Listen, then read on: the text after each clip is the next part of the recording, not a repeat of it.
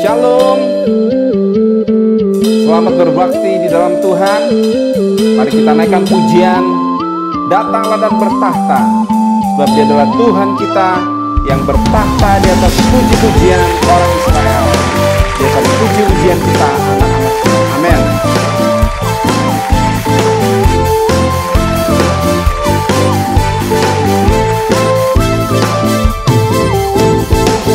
Pelukis cakrawala, merangkai jagat raya, pencipta alam semesta,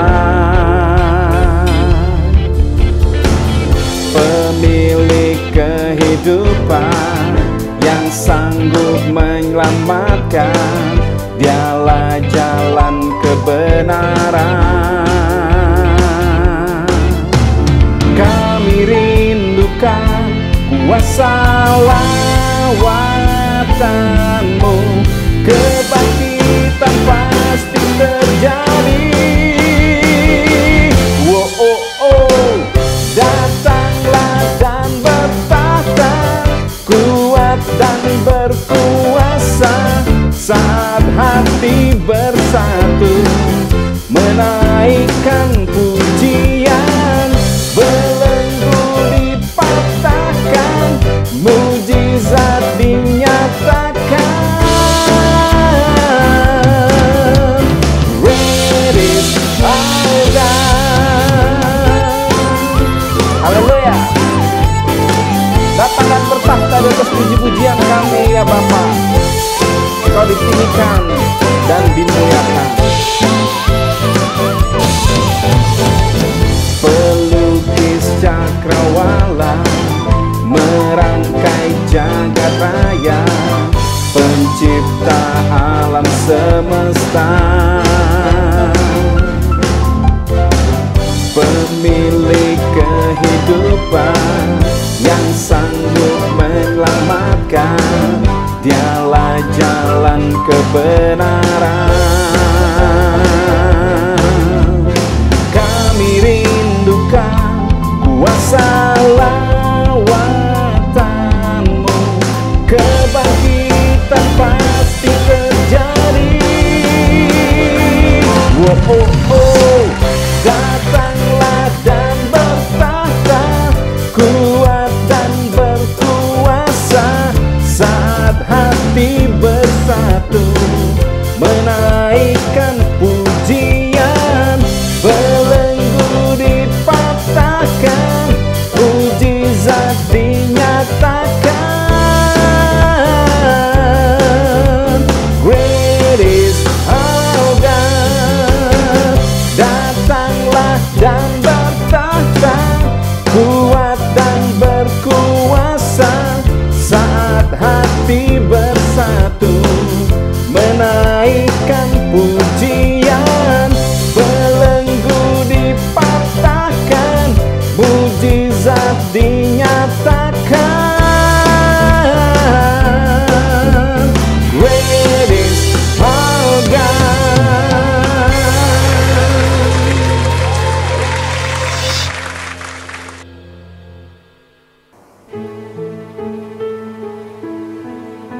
Ya Bapa, kemanakah kami dapat pergi menjauh dari hadirat-Mu?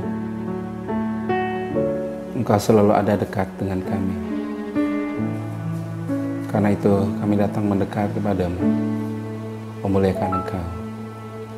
Kemanakah aku dapat pergi menjauhi Roh-Mu yang suci?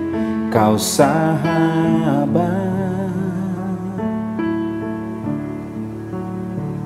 dan Kau dekat.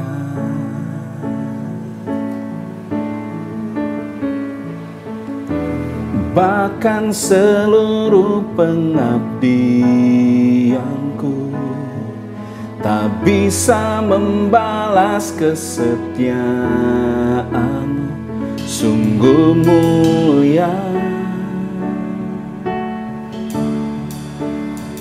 dan berharga. Sungguh besar pengorbanan-Mu bagiku, terlalu dalam untuk dimengerti. Sungguh besar, sungguh indah yang Kau pikirkan tentangku, tak terselami bagiku. Sungguh indah.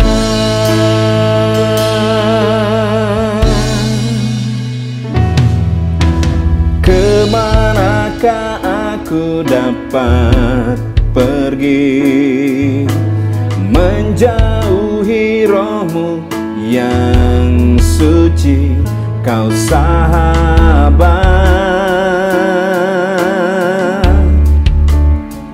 dan Kau dekat.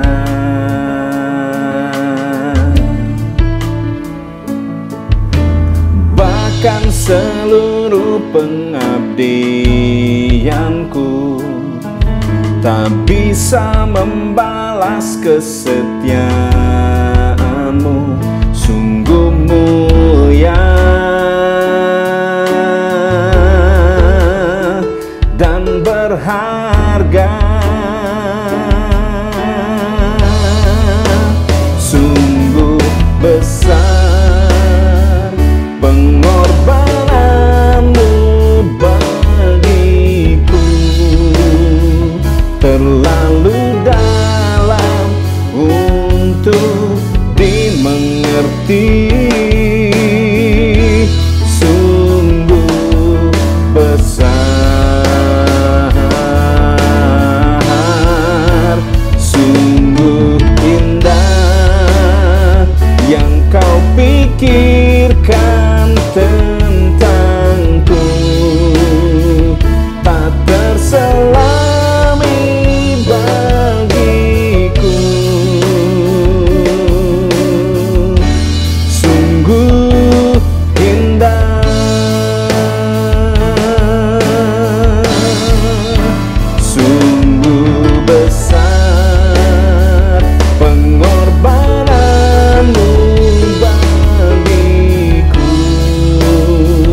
terlalu dalam untuk dimengerti.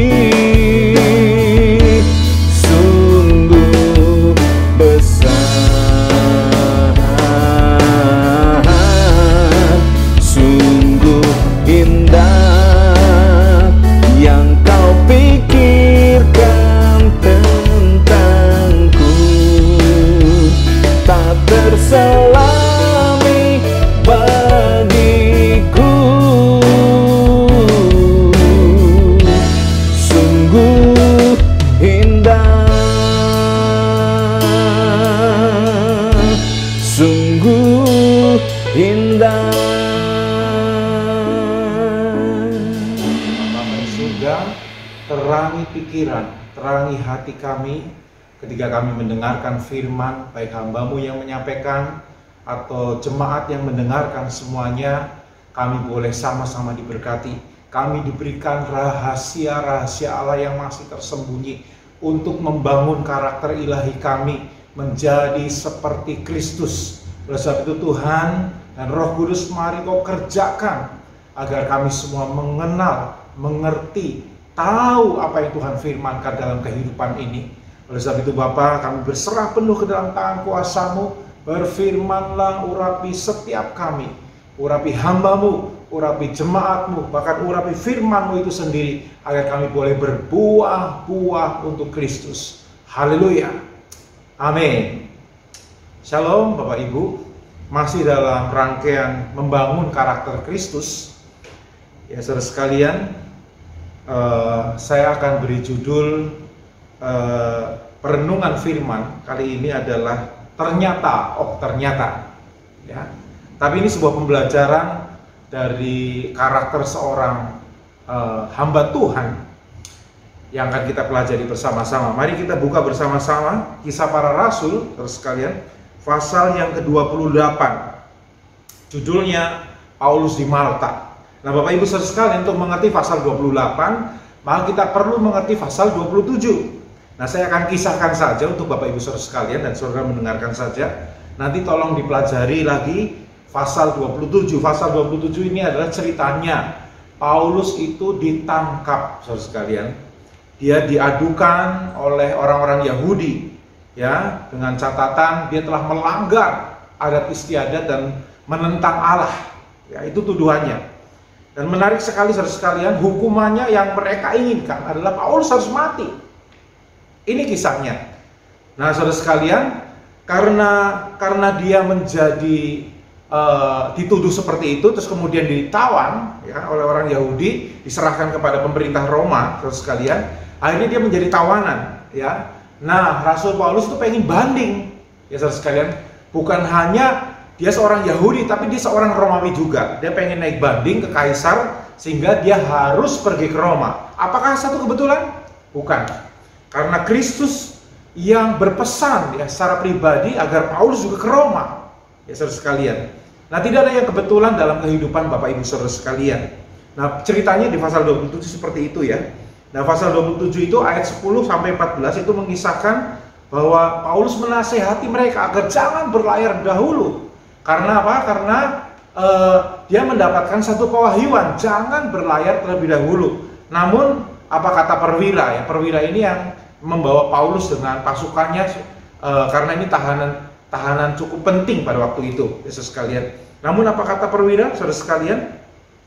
Perwira itu paling lebih percaya kepada nahkoda ya dan jurumudi daripada pernyataan Paulus. Nah, ini ada satu pengertian buat kita, ada satu value, ada nilai. Manusia itu, saudara sekalian, kita, saya dan saudara itu kadang-kadang lebih percaya kepada keadaan yang visual, kepada kenyataan, bahkan kepada apa yang disebut pernyataan-pernyataan orang pintar dan para ahli. Memang sesekali benar, sekalian, tetapi tidak selamanya seperti itu. Dan manusia itu cenderung lebih percaya kepada hal-hal seperti ini. Nah, sementara pewahyuan yang Tuhan berikan lewat Paulus diabaikan oleh perwira ini. Dan faktanya, saudara sekalian, nanti kapalnya terkandas dan karam. Saudara sekalian, ini menarik sekali. Karena apa? Kalau Alkitab berkata, kalau firman berkata, bahwa akan terjadi seperti ini, firman akan menggenapi sendiri. Itu akan terjadi. Itu sudah diingatkan Paulus. Ya, nah itu ceritanya saudara sekalian.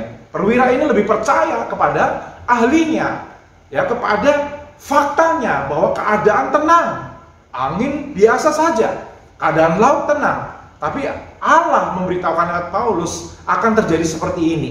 Namun sayang saudara sekalian, nah kadang-kadang manusia atau kemanusiaan kita lebih percaya dengan yang seperti itu.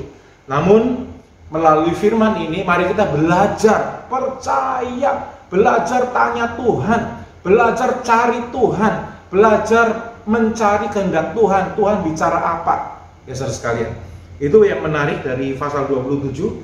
Kemudian saudara sekalian, ya, nah yang kedua, kalau saudara lihat di pasal 27, di antara semua orang, hanya Paulus loh yang begitu peduli, yang sangat peduli terhadap orang lain. Saudara perhatikan, nanti saudara baca, ya, saudara boleh baca kisahnya. Tapi di sana diceritakan bahwa pribadi ini, ya saudara sekalian, dia punya karakter Kristus, punya karakter Tuhan, ya, sehingga dia tidak tahan lihat orang lain menderita. Dia nggak tahan, saudara sekalian, melihat orang lain sengsara. Dia nggak tahan, ya, tidak peduli. Dia selalu punya inisiatif untuk peduli. Ini dia saudara sekalian. Ini pesan yang cukup baik di pasal 27. Apapun keadaan saudara, marilah belajar untuk percaya, ya, untuk terus, ya, mengembangkan karakter kita agar kita peduli terhadap orang lain. Karena Anda dan saya Kristus juga. Nah saudara sekalian, nah apa dia nggak punya masalah? Dia punya masalah, ya saudara sekalian. Dia sedang didakwa. Dia sedang menuju Roma untuk diadili, saudara sekalian, ya, untuk naik banding, saudara sekalian. Bukan hanya itu, saudara sekalian, dia juga ketakutan di tengah-tengah kelompok itu, ya, sama takutnya dengan orang lain, ya. Kemudian yang berikutnya, dia diabaikan oleh kaum sebangsanya sendiri, saudara sekalian, ya, karena dia percaya Kristus. Nah ini menarik sekali, saudara sekalian. Nah apalagi, ya saudara sekalian, pendapatnya tidak pernah didengarkan oleh para sultan yang ada di kapal itu, saudara sekalian. Termasuk tadi lihat ayat 10 sampai 14.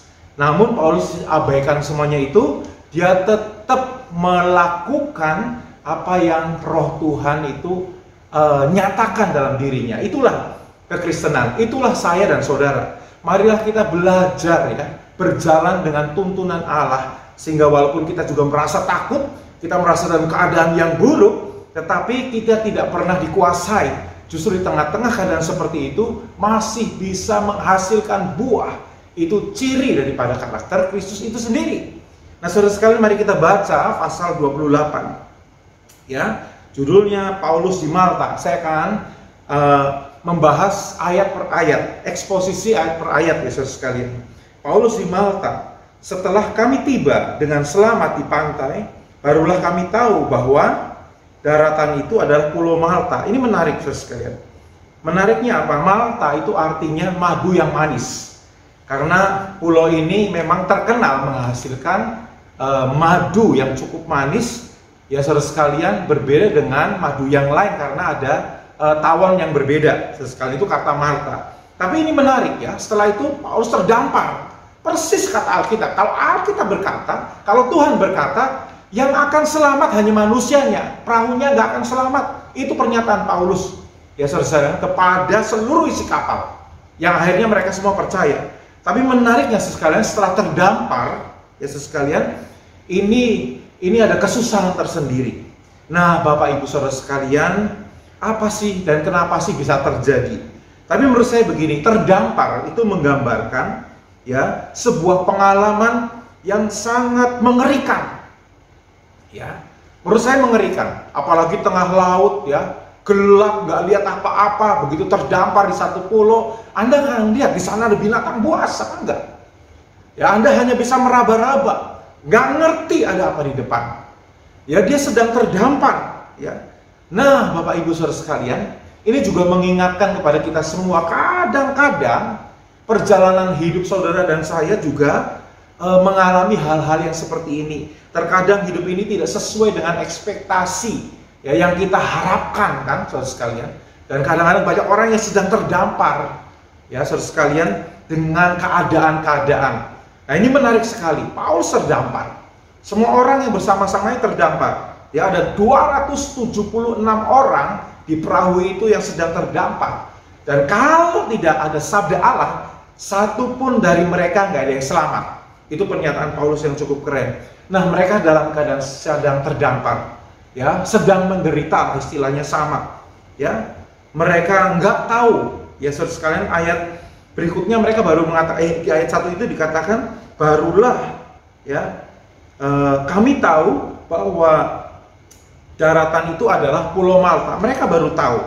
Nah, saudara sekalian, dalam keadaan terdampar, tidak menentu, nggak tahu apa yang akan terjadi, buta, gelap, saudara sekalian, apa yang harus kita lakukan? Alkitab mengajarkan, ya, saudara sekalian, nanti lama-lama Tuhan pasti akan menuntun. Ya, terdampar, mereka nggak tahu. Awalnya nggak tahu apa-apa, memang seperti itu.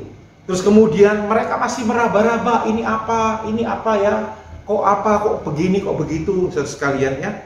Nah, bahkan mereka blank, nggak ngerti akan bertindak seperti apa, ya, saudara sekalian. Nah, tetapi apa, ya, apa tuntunan firman, ya, yang menjadi pegangan buat setiap kita ketika kita dalam keadaan yang seperti ini. Banyak orang sekarang mungkin memang bukan terdampar, tapi terdampak, ya, saudara sekalian.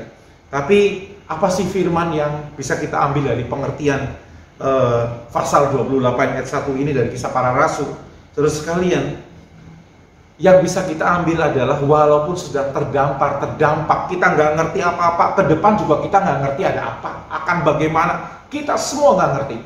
Ya, sepanjang tahun 19 sama tahun ini, tahun 19 kemarin, saudara sekalian, itu membuat kita berpikir kembali, ya, seperti keadaan Paulus ini. Kita nggak ngerti apa-apa, di depan nanti ada apa.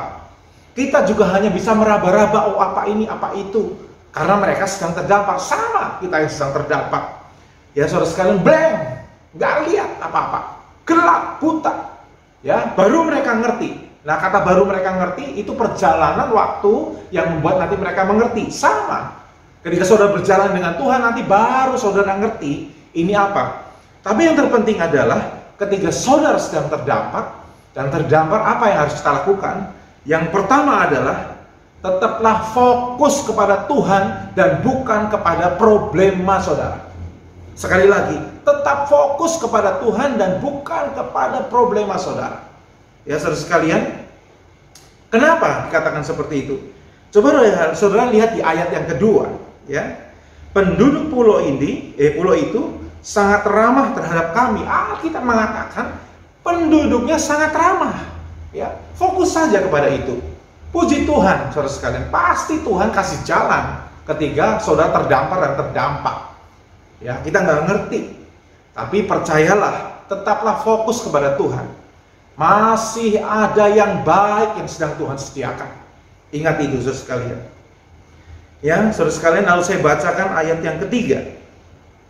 Ya, saudara sekalian, penduduk itu sangat ramah. Ayat kedua, mereka menyalakan api besar dan mengajak kami semua ke situ karena telah mulai hujan dan hawanya dingin.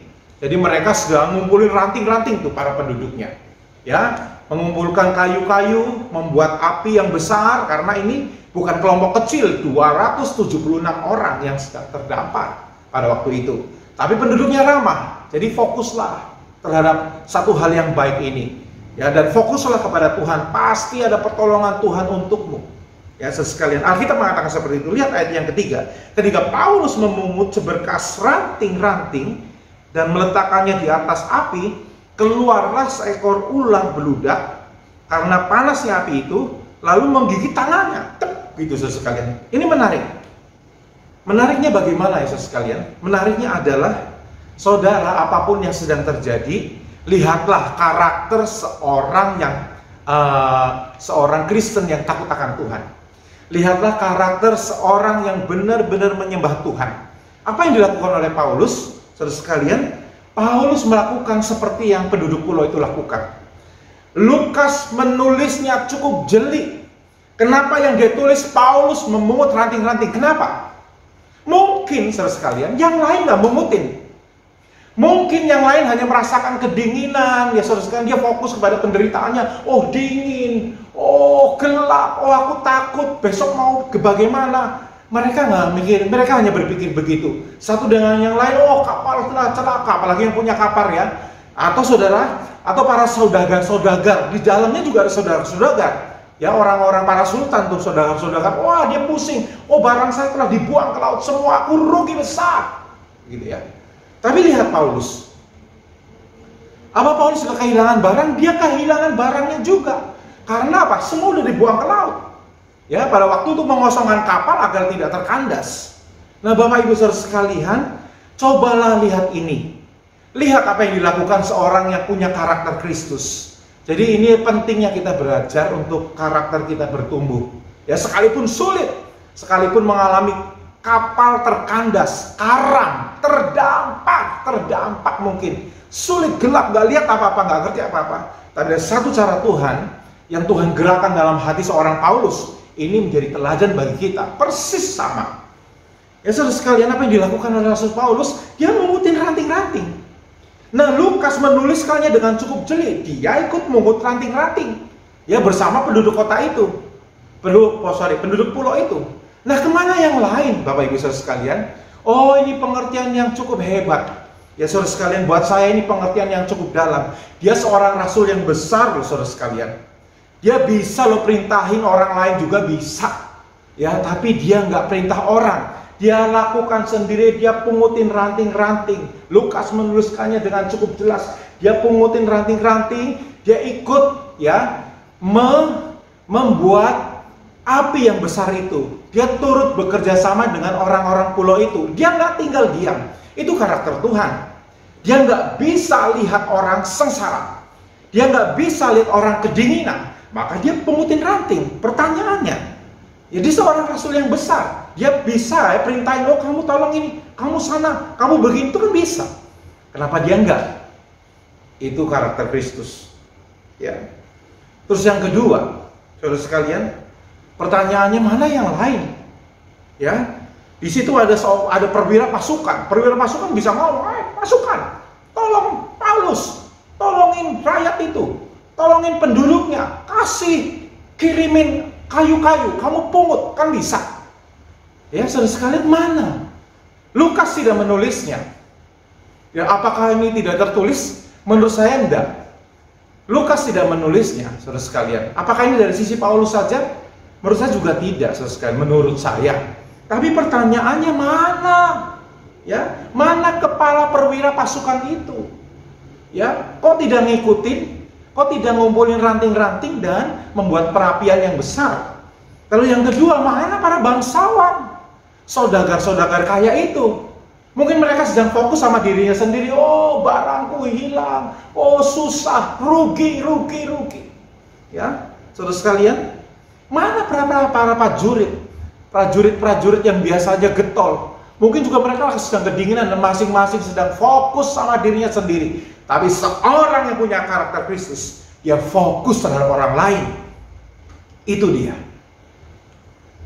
Nah, saudara sekalian, yang kedua, yang berikutnya dari ayat yang ketiga ini, saudara sekalian, ketika dia ngambil ranting-ranting itu, dia dipagut sama ular beludak, saudara sekalian. Nah, saudara sekalian, ini menarik, ya. Apa sih ular beludak? Saudara boleh membuka ensiklopedia, ya saudara sekalian. Di sana akan tertulis ular beludak itu ular yang sangat beracun. Biasanya nggak panjang, agak pendek, dan dia gemuk, ya saudara sekalian. Dalam nama Latin untuk ular beludak adalah viper, ya. Viper itu berasal dari kata Latin yang berarti vivo dan pario. Vivo artinya aku hidup, ya, aku melahirkan. Jadi ular beludak sebetulnya orang yang nggak bertelur tapi melahirkan. Tapi faktanya viper ini, jenis viper, semua jenis viper adalah ular yang punya taring, di mana taring itu bisa menjadi injeksi untuk toksinnya atau bisanya, saudara sekalian. Ini menarik. Ini ular sangat beracun, ya, dia langsung digigit. Nah, ini juga sebuah fakta yang menarik. Ketika dia sedang peduli, mungkin juga Anda mengalami yang sama ya. Ketika kamu sedang peduli, kamu sedang penuh dengan karakter Kristus seperti itu, kok ada aja yang bikin sial gitu misalnya ya. Nah, sama pikiran itu saudara sekalian dengan orang-orang di Malta sana ya. Mari kita baca ya saudara sekalian. Ayat yang keempat, ketika orang-orang itu melihat ular itu terpaut pada tangan Paulus, mereka berkata seorang kepada yang lain, orang ini sudah pasti pembunuh, sebab meskipun ia telah luput dari laut, dia tidak dibiarkan hidup oleh Dewi Keadilan. Jadi ular itu seperti Dewi Keadilan. Ya, mereka kan memuja dewa dewi. Nah, saudara sekalian, ini menarik ya. Menariknya adalah ini anggapan orang itu seperti itu ya. Paulus digigit sama ular dan anggapannya ini orang lolos dari maut di laut. Kalau sekarang di darat dia masih dipakut sama Dewi Keadilan, ular beludak itu, maka sebetulnya dia ini penjahat ya. Apa sajalah terserah, monggo ya sekalian, apa sajalah. Tapi apa sih yang menarik dari pernyataan soal Paulus ini tadi ya sekalian? Ya, saudara sekalian, dia santai saja dan Alkitab mengatakan dia menggigit tangannya lalu dia kebas-kebaskan ya, saudara sekalian. Alkitab ngomong seperti itu. Ya. Lihat ayat yang kelima, tetapi Paulus mengibaskannya. Ya, mengibaskan ular itu ke dalam api, lalu dan ia sama sekali tidak menderita sesuatu. Ya, lalu kibasin ularnya ke api yang di depan mereka, dan dia tidak menderita sesuatu. Kemudian saudara sekalian, namun mereka menyangka bahwa ia akan bengkak, akan mati, rebah seketika itu juga. Tetapi sesudah lama menanti-nanti, mereka melihat bahwa tidak ada apa-apa yang terjadi padanya, maka sebaliknya mereka berpendapat bahwa ia seorang dewa. Ini menarik. Jadi mereka tunggu setelah digigit, wah mati nih, begitu ya. Tapi ternyata hidup. Pertanyaannya, di balik semuanya itu siapa ya saudara sekalian? Ya, kalau ngomongin corona, mungkin saudara sekarang digigit corona juga bisa mati juga ya saudara sekalian. Banyak hamba Tuhan yang dipanggil Tuhan. Tapi saudara sekalian, kok Paulus bisa lewat? Kenapa ya? Semua karena Tuhan. Jadi syukurilah saudara sekalian. Terus banyak berdoa ya saudara sekalian. Tapi ini lihat ya, ada maksud Tuhan ketika dia masih diberi waktu untuk hidup. Faktanya orang kegigit viper itu ya, dalam hitungan ya saudara sekalian, menit lah, paling lama 3 menit ya saudara sekalian, dia pasti akan mati saudara sekalian, pasti akan mati. Kenapa pertanyaannya Paulus hidup? Masih ada rancangan Tuhan yang ingin diselesaikan dalam hidup Paulus. Karena Alkitab mengatakan kamu mesti pergi ke Roma dan ceritakan firman Tuhan ke Roma. Ya, ini menarik saudara sekalian. Jadi apa pelajaran yang kita dapatkan sekalian? Nah begini, pelajarannya adalah, dan kenapa sih Paulus bisa seperti ini? Pelajarannya adalah tetaplah fokus kepada Tuhan, ya saudara sekalian. Kebaskan saja, ya kebaskan saja dan jangan rasakan bisanya. Apa sih maksudnya? Begini saudara sekalian, ini kan orang sedang melakukan kebaikan. Ini orang sedang melakukan apa yang disebut karakter Kristus itu dalam hidupnya. Di mana orang nggak peduli, dia peduli. Di mana orang sedang pedulikan diri sendiri, dia peduli dan ikut seperti bangsa yang di sana mungutin ranting-ranting itu. Lagi dia saking pedulinya digigit pula, ya. Dan orang mengharapkan pasti mati, ya.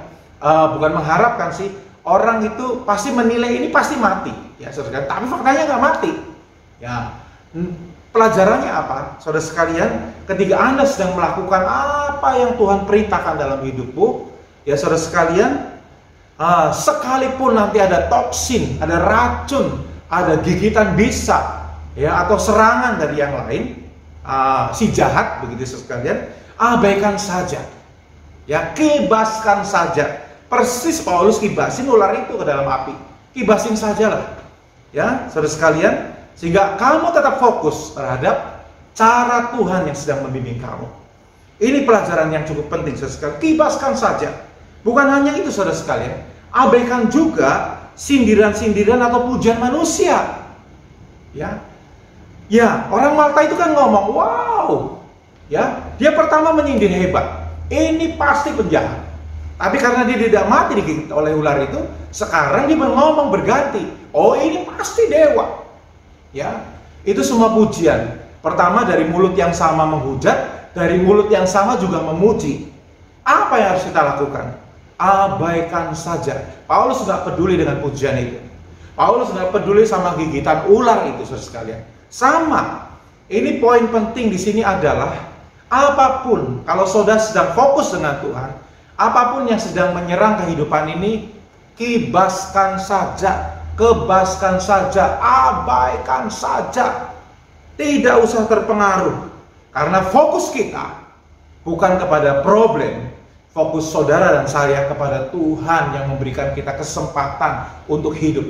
Selagi Anda hidup, ketahuilah, hidupmu bukan untuk hidupmu, untuk kamu sendiri. Kamu sedang hidup untuk orang lain. Di sana masih banyak orang yang sedang menderita. Di sana masih banyak orang yang belum mendengar Kristus. Di sana masih banyak orang yang belum diselamatkan. Itu tujuan supaya kita menjadi seperti Kristus. Nah, hebat sekali. Dia tenang, dia kibaskan saja, dia anggap lalu semua omongan orang, baik yang menganggapnya dewa ataupun yang menganggapnya orang jahat. Kebaskan saja. Jadi apapun problema saudara di tengah-tengah peliknya kehidupan, dia sedang terdampar juga. Ya, lebih baik kita fokus kepada Tuhan. Apa yang bisa kita lakukan? Ya, itu karakter Kristus. Anda mau melakukan sesuatu buat orang lain, tapi di tengah-tengah ketika sedang melakukan buat orang lain, ada tantangan, ada hambatan, saudara sekalian, kebaskan saja. Haleluya. Saudara sekalian, sekarang kita membaca ayat yang ke-7 mulai. Lihat ayat yang ke-7. Ya. Ini hanya sampai ayat yang ke-10 ya, saudara sekalian. Ya. Lihat ayat yang ke-7. Tidak jauh dari tempat itu ada tanah milik gubernur pulau itu. Gubernur itu namanya Publius, ya. Ia menyambut kami dan menjamu kami dengan ramahnya selama 3 hari. Ya. Ketika itu ayah Publius sedang terbaring karena sakit demam dan disenteri. Paulus masuk ke kamarnya, ia berdoa serta menumpangkan tangannya ke atasnya dan menyembuhkan dia. Sudah peristiwa itu, datanglah orang-orang sakit lain dari pulau itu dan mereka pun disembuhkan juga. Mereka sangat menghormati kami dan kami bertolak, ya. Mereka menyediakan segala sesuatu yang kami perlukan. Oh, menarik sekali sekalian. Jika suatu hari ketika mereka terdampar, oh mereka nggak ngerti, mereka diombang-ambing angin, benar-benar mereka nggak ngerti apa yang di depan sana, apa yang akan terjadi nanti, baginya jadinya seperti apa. Sama bukankah dengan hidup kita? Saudara ketika mengarungi dunia ini juga saudara bertanya-tanya, Tuhan ke depan mau bagaimana? Usaha seperti ini, ekonomi seperti ini, oh Tuhan mau bagaimana? Tapi percayalah, orang yang fokusnya Tuhan akan bawa dia kepada satu titik, ya, satu masa, poin demi poin di mana dia akan didewasakan, dia akan menjadi seperti Kristus, dan dia akan melihat apa itu yang namanya kelimpahan yang datangnya dari Tuhan. Berkat yang datangnya dari Tuhan walaupun di saat-saat paling susah. Emang Paulus tahu kalau nanti gubernurnya, saudara sekalian, baik? Emang Paulus tahu nanti di sana penduduknya baik? Dia juga nggak tahu. Tapi dia tetap fokus kepada Tuhan. Ini dia. Dan lahirlah karakter yang baik, karakter Kristus itu sendiri. Nah, saudara sekalian, ini menarik, ya. Ayat 7 mengatakan, ya, jadi ada maksud Tuhan ternyata di balik semuanya itu. Maka judulnya ternyata, oh ternyata di balik semua rancunya hidup Paulus, di bawah dituduh, ya, dituduh, dipenjara, diborgol, kapalnya tenggelam, lalu terdampar, sekalian, ada maksud yang baik. Jadi tidak selamanya ketika saudara berhadapan dengan hal-hal yang sulit, bukan berarti Tuhan tidak ada di sana. Ternyata Tuhan, ya, merencanakan yang jauh lebih baik. Lihat ayat ini, saudara sekalian. Ya, ayat 7 mengatakan, ya saudara sekalian, kenapa Paulus sampai di sana? Untuk mendoakan, ya, seorang ayah dari seorang gubernur namanya Publius. Ya saudara sekalian, saudara lihat itu. ya. Kemudian saudara sekalian, juga bukan hanya ayahnya dari Publius yang demam tinggi, lalu disentri, ya saudara sekalian, parah sekali. Jadi maksud Tuhan dibawa ke sana. Terus bukan sampai di situ saja, lalu orang-orang ya mulai berdatangan karena melihat mujizat Tuhan.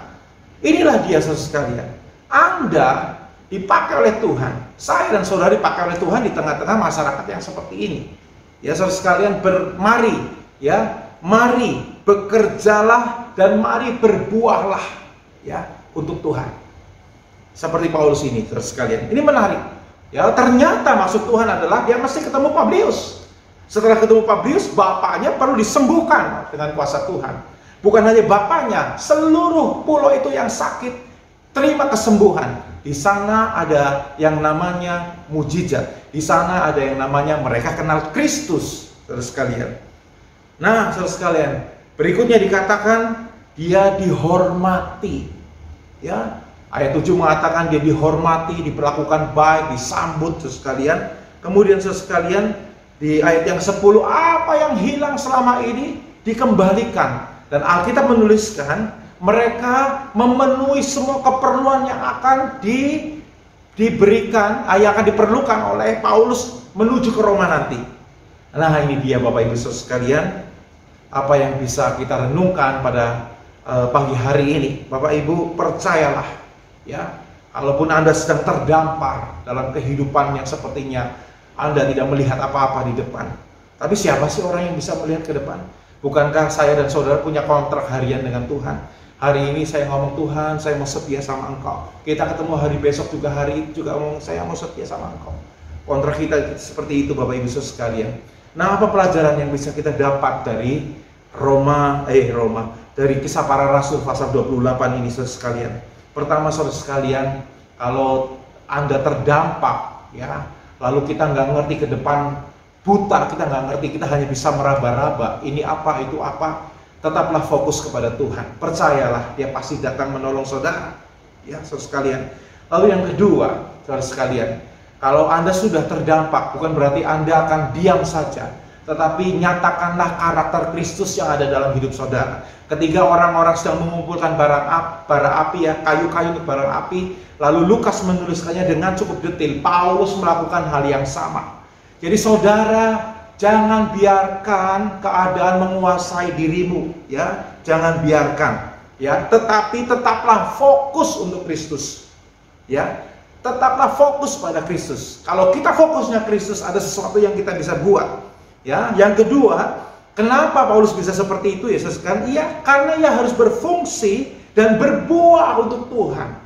Jadi tengah-tengah pandemi saudara juga bisa berfungsi dan berbuah untuk Tuhan, dan karakter Kristus dinyatakan di situ, Bapak Ibu sekalian.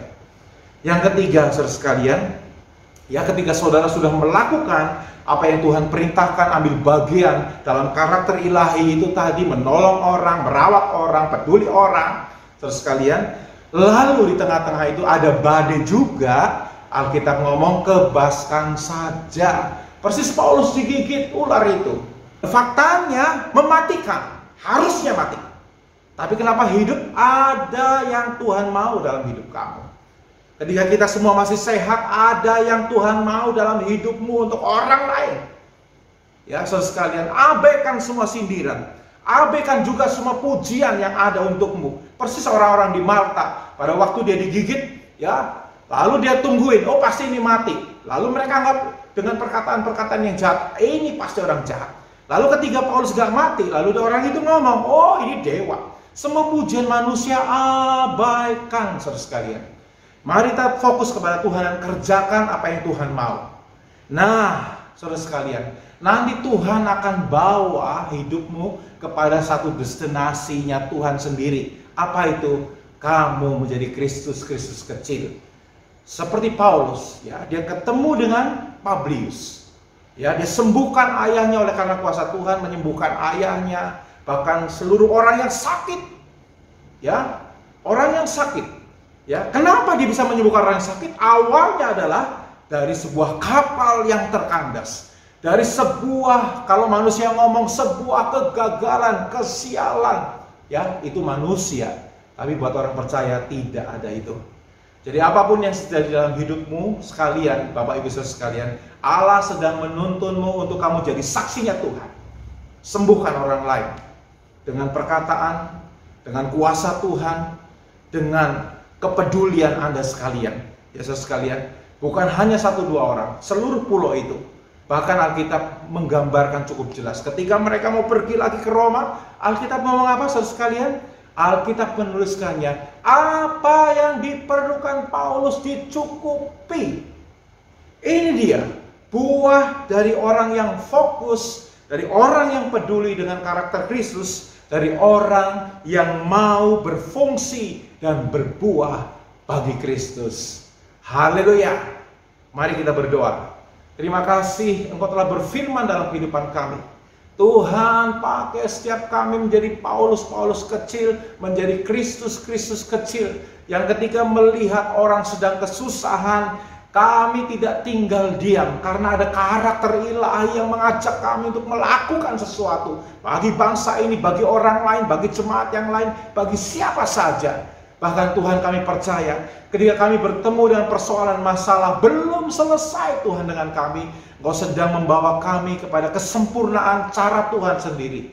Kami melihatnya, Tuhan, Paulus terdampar, Paulus digigit ular, Paulus harusnya mati, bahkan sepertinya sial mulu. Tapi yang kami tahu, ending dari firman ini mengatakan, semua yang hilang dikembalikan, semua yang hilang, yang diperlukan untuk perjalanan, mereka sediakan. Itu berarti Engkau Allah yang menyediakan bagi kami. Maka doa kami untuk umat-Mu ini, Tuhan, kami percaya Engkau telah menyediakan apa yang tidak pernah kami pikirkan. Engkau telah menyiapkan apa yang tidak pernah kami pikirkan itu. Bahkan semua yang dibutuhkan oleh umat-Mu, percaya kami bahwa Tuhan akan memulihkan, mencukupi, memenuhi, bahkan Engkau akan mengembalikan apa yang sudah hilang. Terima kasih Bapak, ajar kami seperti, ya Tuhan, kata firman-Mu ini. Ajar kami tetap fokus kepada Tuhan dan bukan kepada persoalan-persoalan yang sedang terjadi. Ajar kami tetap fokus kepada firman-Mu. Ya Tuhan, berkata, bertanya dengan Tuhan. Maka kami percaya ketika kami berjalan dengan Tuhan, kami mampu melakukan sesuatu untuk orang lain. Terima kasih, biarlah hidup kami berfungsi dan berbuah demi Kristus Yesus. Terpujilah nama-Mu, Engkau memberkati setiap kami. Haleluya. Amin. Haleluya. Kekasih Tuhan, sidang jemaat yang dikasihi dan diberkati Tuhan. Angkatlah hatimu, arahkanlah pandanganmu. Kiranya Tuhan mencurahkan kuasa-Nya, melimpahkan berkat-Nya turun atasmu, memberkati pribadimu, memberkati keluargamu, memberkati dengan kesehatan yang prima, memberkati pekerjaan, karir, dan profesimu dengan sukses, memberkati segala usaha dan bisnismu dengan berhasil untung, memberkati studimu, memberkati seluruh kehidupan dan pelayananmu. Terimalah berkat-Nya. Tuhan memberkati engkau dan melindungi engkau. Tuhan menyinari engkau dengan wajah-Nya dan memberi engkau kasih karunia. Tuhan menghadapkan wajah-Nya kepadamu dan memberi engkau damai sejahtera. Dalam kasih karunia Allah Bapa, anugerah Tuhan Yesus Kristus, persekutuan dengan Roh Kudus menyertaimu hari ini sampai Maranatha, dalam nama Tuhan Yesus Kristus. Haleluya. Amin.